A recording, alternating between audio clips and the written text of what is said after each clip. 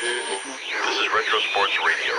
Visit RetroSeasons.com for more sports history. This is Gordon Howe of the Detroit Hockey Club. In a few moments, I'll tell you about my greatest sports thrill.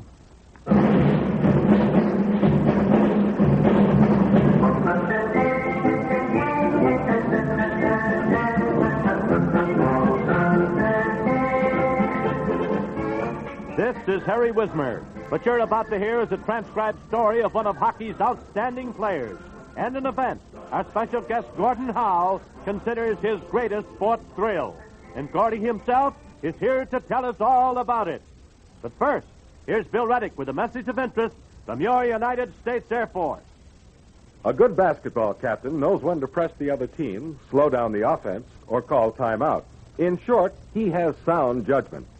Well, former servicemen with sound judgment are investigating today's opportunities in the United States Air Force. Why? Because in the new age of space, the Air Force needs skilled former servicemen. If you have the necessary background, you'll receive top training in promising career fields such as electronics, jet mechanics, radar, and missile systems.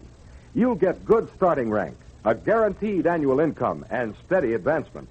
What's more, you'll get 30-day paid annual vacations, tax-free allowances for food, quarters, and clothing, plus other fine benefits. See your local Air Force recruiter today about a secure position and a bright future in the age of space. You'll agree that today and tomorrow, you're better off in the Space Age Air Force. And that's more than just a slogan. It's good advice. Now back to Harry Wismer. Although the Detroit Red Wings are no longer the kingpins of the National Hockey League, their star, Gordie Howe, continues as one of the outstanding players in the history of the game. This remarkable right winger was only 23 years old when he became the youngest winner of the Hart Trophy as the league scoring champion in 1950 and 51. Howe led the league scores for 4 consecutive seasons, a feat never equaled before or since. His tremendous play was a vital factor in the string of Detroit's hockey titles that eventually reached 7 before the Red Wings tumbled to second place in the season of 1955 and 56. Howe was also voted the Hart Trophy twice in succession as the circuit's most valuable player. Other noteworthy accomplishments in the career of this sensational hockey star include topping the 80-point total 4 years in a row and the 40-goal mark 3 straight times. And it should come as no surprise to hockey followers that Gordie Howe has filled the right wing position on the official NHL All-Star team 8 straight seasons in his first 11 years in the league. Today, at an age when some players are finished, Gordie Howe is still in his prime. He moves as gracefully as ever, the smoothest stick handler in hockey, with his shooting eye still among the best in the business. The great Red Wing player is second only to Montreal's Maurice Richard among the game's all-time goal-getters. Richard, in 16 seasons, is the only man to score more than 500 goals. Howe is nearing 400. No one else, either past or present, is close. Gordie Howe, born May 31st, 1928, is hockey's most versatile player. Not only does he shoot from both left and right, which allows him to play on either wing and shoot accurately from any angle, but he is so effective on defense that he has been used as a defenseman in games during the past few years when the Red Wings were trying to make a 1-goal lead hold up. Howe's biggest booster is the Red Wings general manager, Jack Adams. But other hockey men in the high echelon, such as Muzz Patrick, the New York Rangers general manager, are just as high on Gordie Howe. Gordie Howe is the greatest player who ever played hockey, says Patrick, and I've seen them all. Adams, who has been in hockey 42 years, 31 of them with the Red Wings, calls Howe the perfect hockey player. Except for an injury in 1954, Howe has been virtually indestructible since he came up to the Red Wings in 1946 and 47. Starting on the night of January the 19th, 1949, Howe played through a record 382 consecutive league games, not missing a game in 6 years. His streak finally was stopped on November the 3rd, 1954, by a severe shoulder injury.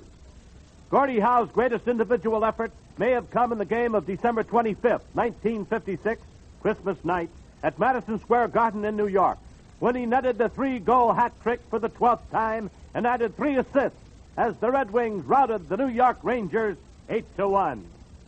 Gordie Howe scored his first Major League goal against goalie Turk Broda of the Toronto Maple Leafs in October of 1946.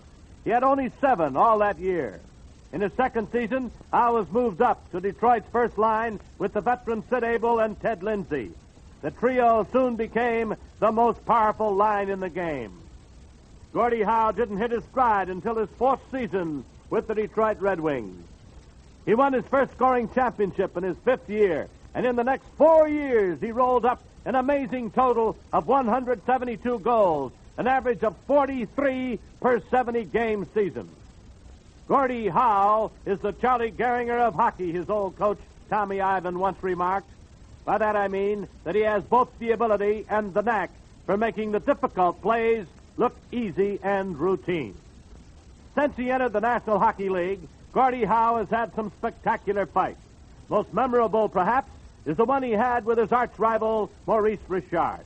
The two stars tangled one night in Montreal, and the officials stood by and let them go at it.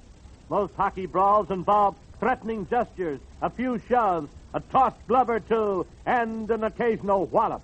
But this one was a honey. Howe came out of it with a few bruises, but Richard did not leave with the Canadiens when they departed for New York the next day. A majority of Gordie Howe's fights on the ice came early in his career. In many of them, he became involved in brawls while coming to the aid of his lively 5'8" ex-teammate Ted Lindsay. Jack Adams, Red Wings general manager, says he finally had to put handcuffs on him. He ordered him to refrain from using his fists.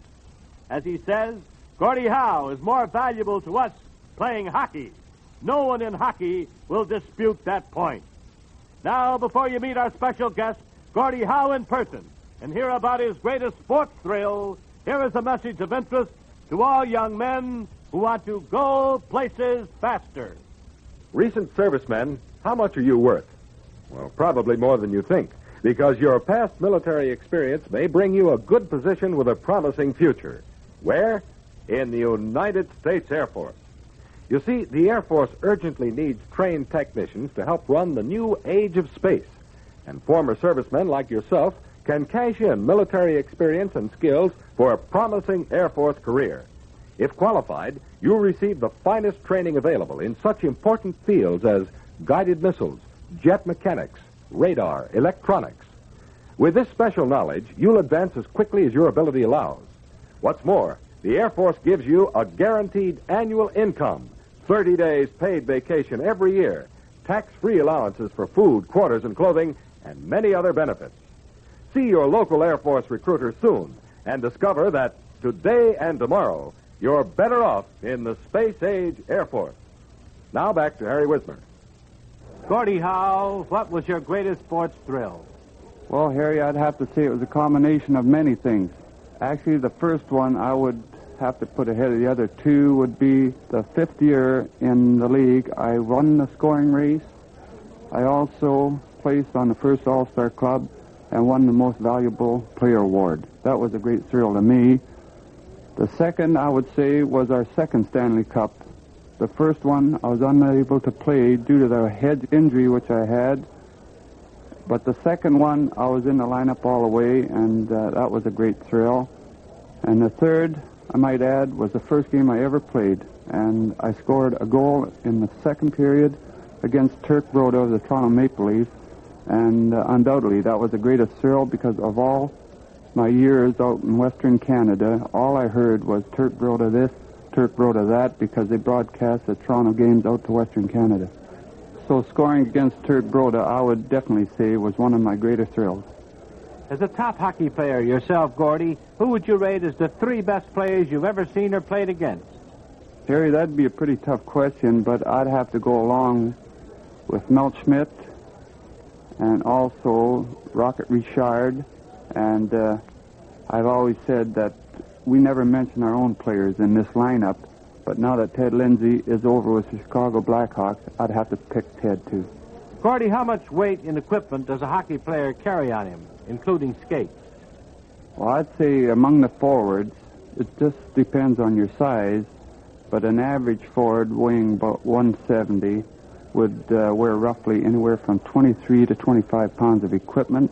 On the other hand, your goaltenders, who are heavily padded, will go anywhere around 30 to 35 pounds. Our defensemen, also, who are the bigger members of the club, they wear a little heavier padding around the shoulders, which permits them to do all a heavy body check, and therefore, being bigger and a little heavier equipped, I'd say they go close to 30 pounds. I've heard it said that a hockey puck at times travels close to 100 miles per hour. How do you get this tremendous speed in your shots? I'd definitely say it travels over 100, I would say, because of the simple fact that while playing in Omaha, a young fellow by the name of George Homanuk was put through a test, and he was out shooting the puck for over a half hour, and he finally got the puck into the given measurement, and that puck at the time, after a half hour shooting, and he was tired and he had to control it, he got it up in around 90 miles per hour. So I'd say an individual such as Gene Beliveau of Montreal Canadiens, when going with the puck towards the net, can get that shot away with accurate timing and get it close to the heel of the stick, such as you would in golf. He'd put that thing well up over 100. I do believe that. Gordie, would you tell us about the incident in the playoff game several years ago that resulted in a serious injury to you and almost ended your hockey career? Well, Harry, I'd have to say I'm a little in the dark on this subject for the simple reason that it was a playoff game. It was against the Toronto Maple Leafs, and it was the first game of the series. And I was come down checking Peter Kennedy at the time, and he was going, I'd say, down the left board. Being a right winger, I had to check him. That's my position. So as I was catching up to him and coming along the board, all I remember is he making a pass into center ice, and being a right hand, that stick come around, and that's about the last I remember. I saw the stick coming up close to the head, and trying to get out of the way, I guess I didn't because I went down, and the last thing I remembered was that, but the first thing I do remember when I come through was they're shaving the head, and I haven't got that much hair on my head, believe me, Harry, and it worried me quite a bit. Gordie, did hockey players at one time have a clause in their contracts that paid them so much money for stitches when they needed patching up? That's right, Harry, but actually only lasted 2 years for good reason, too. The first year they were paying 10 cents a stitch, and the company at the time were losing a lot of money. And the second year they thought they'd change the program a little and give 5 or 10 cents a cut, which required a stitch. And they're losing, so they give it up after 2 years. Gordie, what's the funniest thing that ever happened to you on the ice? Funniest thing, Harry, actually, I was embarrassed more than hurt. And that was, I'd lost a couple of front teeth in the first year. Nobody knew I was wearing false teeth. And a game against New York Rangers in Detroit with an old goaltender and a beloved one around the New York area, Charlie Rayner, he was in the nets at the time. I cut across in front of the net, tried to get a backhand away. In doing so, a defenseman flicked me under the jaw with a stick. That permitted the teeth to run free. They went to the ice, and I dove at him, believe me, and I cupped him in my hand, and I held my mouth, more or less, as I put him back in place. The referee and Charlie Rayner come over and asked me if I was hurt, and I said, not really. I said, I'm just teeth hunting at the time. Thank you very much, Gordie Howe, the Detroit Red Wings, one of hockey's outstanding players.